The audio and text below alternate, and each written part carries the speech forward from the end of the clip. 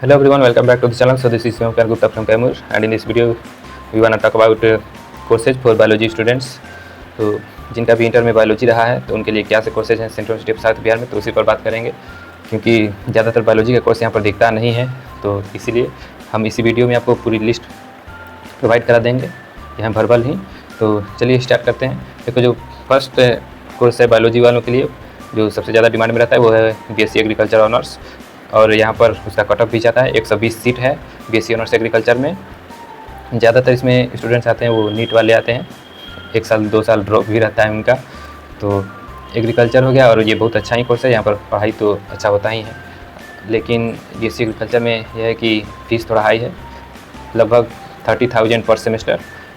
और बाकी सब एग्रीकल्चर का ठीक ही है, नया नया ग्रो कर रहा है, 2-3 साल हुआ है शायद। तो और आगे आने वाले समय में भी इसका इक्विपमेंट्स वगैरह और आ जाएंगे। और सेकेंड बात करते हैं तो इन्वायरमेंटल साइंस अभी फ़िलहाल में इस बार न्यू लॉन्च हो रहा है, और इसमें भी यूजी पीजी इंटीग्रेटेड में ये कोर्स है।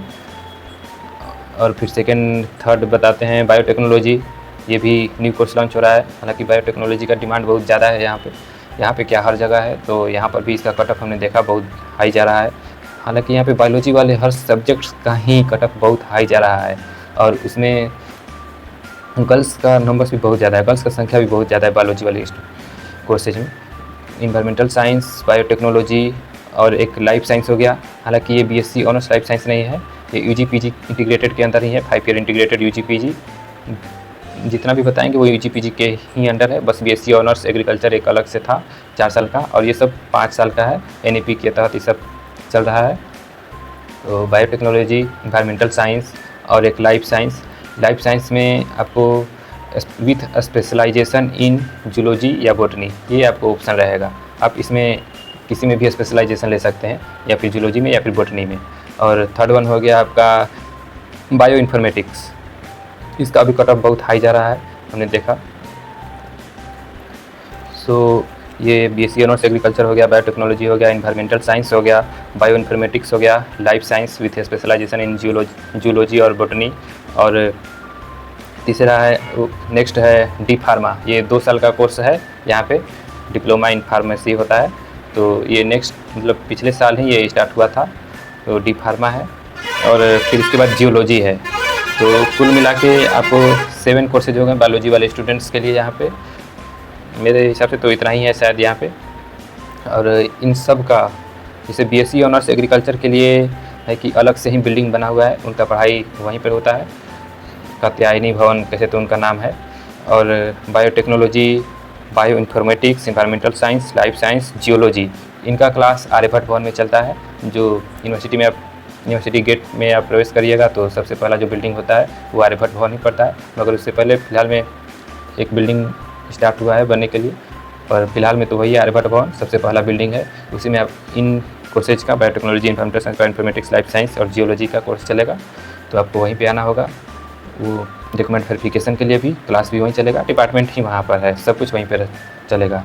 हाँ, क्योंकि यूजी पीजी है तो आपको एईसी, एमडीसी वगैरह जो आप सिलेक्ट करिएगा तो इसके हिसाब से अलग अलग डिपार्टमेंट में जाना पड़ेगा। जैसे बीए वालों के लिए तो चाणक्य भवन है, तो जो कोर्स वहाँ का अगर आप ऑप्शनल में लीजिएगा, ऑप्शनल में, तो उधर जाना पड़ेगा पढ़ने के लिए।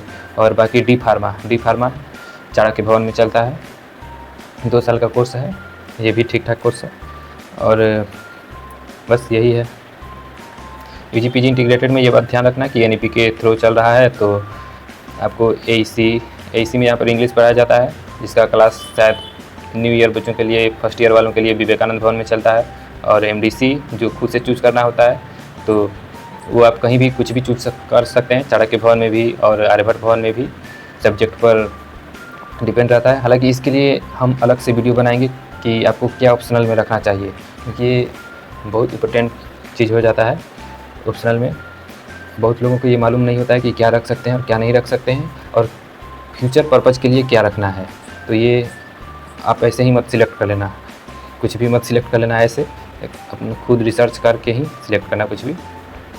हालांकि अभी तो फ़िलहाल एडमिशन आपका हो जाए, तो फिर जब आपको सिलेक्शन कीजिएगा तो वहाँ पर खुद बताएंगे या फिर ओरिएंटेशन में भी आपको बताया जाएगा, लेकिन मुझे नहीं लगता कि उतना कुछ बताएंगे। यहीं से आपका सब डाउट क्लियर होने वाला है, क्योंकि हम लोग फर्स्ट बैच हैं तो हम लोगों को एक्सपीरियंस है कि क्या क्या रखना चाहिए और कैसे क्या होगा। तो अभी जब आइएगा तो यूजी पीजी के लिए बता रहे हैं, इंटीग्रेटेड के लिए, तो अपने सीनियर से ज़रूर कॉन्टैक्ट करिएगा, क्योंकि उनको ज़्यादा एक्सपीरियंस है इन सब चीज़ों का। और बाकी डी फार्मा पर हम कोई कमेंट नहीं करना चाहते हैं, क्योंकि मेरा उससे दूर तक कोई लेना देना नहीं है। बस जानते हैं कि ये कोर्स होता है, उसका पर्सनल एक यूनिफॉर्म है। हाँ, यूनिफॉर्म भी बता दे रहे हैं यहाँ पर। वैसे यूनिफॉर्म चलता नहीं है, बस 2 डिपार्टमेंट के लिए यूनिफॉर्म चलता है, एक फार्मेसी जो डी फार्मा वाले पहनते हैं और एक लॉ। और एक तीसरा भी हमने देखा है लास्ट ईयर में कि एमपीएड वाले, एजुकेशन वाले, एमपीएड, बीए बीएससी बीएड नहीं, एमपीएड एमएड वाले भी पहनते हैं ड्रेस। तो बस 3 डिपार्टमेंट को छोड़ के बाकी किसी का ड्रेस नहीं है। आप कुछ भी पहन के आ सकते हैं, कोई इशू नहीं है यहाँ पे, अपना कुछ भी पहन के आ सकते हैं। Thank you.